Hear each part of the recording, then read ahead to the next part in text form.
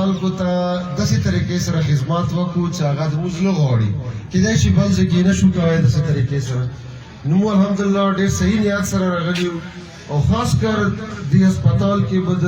غریب مریض ډېر زیات خیال ساتلی شي او د یتیمانو چې هغه ما په خیال کې مفتي صاحب ویلو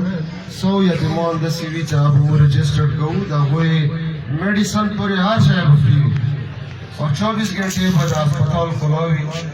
اور دا څه د پیسو دوکان نه دی موږ ډېر صحیح نیت سره دا کار کړی دی انشاءالله که داسې زه بلکل وایم چې یاره دا مفت جوړ کړی دی خلکو ته هېڅوک یاد نه وایي خو زه به دا وایم چې د پیسې سوچ ټولو نه اخري دی اول د خدمات دی نو تاسو دعاګانې به مو سره وي اور ډېره ډېره مهرباني شکریہ دینه بعد موږ څو هلته به صرف فتا کټ کوو او بیا به تاسو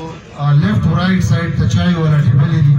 هغه کې موږ سره یو کپ چای وڅښو او ډېره ډېره مهرباني تاسو ټولو ته د خدای ډېر عزت درکړي تھینک یو ویری مچ د الشفا جنرال هسپتال افتتاح وشوله خلک راغلي وو او دې حوالې سره چې د علاقو کې هسپتالونو څومره کمای دی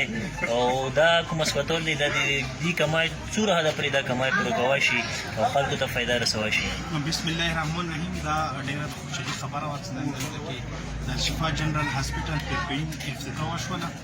او دغې علاقې کې بیخي د هسپتالونو ډېر زیات کمای و اسپیشلی دغه هسپتال خصوصیت دا دی چې دلته به هر رقم ډاکټر وي فیمیل ډاکټر به وي زچه بچه هر یو هغه ورکې کېږي ارتوپیډک چې کوم په خپله ډاکټر محمد انور سرور دی او د علاقې ته ډېر زیات فایده رسېږي ویل چې مخکې به پېښور ته به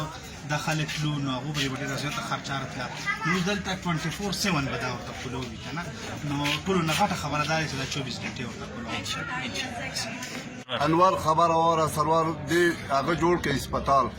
و دا ټول کورمې دپاره ډېر پیدامان دی او ډېر ښه دی خبره وره و دلته هسپتالو ته نورو ضروراتو خو دا به ډېر صحیح هسپتال جوړ شو پریشان د هر څه مطلب موجود دي ورکې 24 ګنټې کار به دې کې کېږي انشاءالله و نور خوشحال یو تاسو انشاءالله مو ډېر خوشحال څومره د مشرانو مشترانو ځوانان راغلي د هغو کامیابي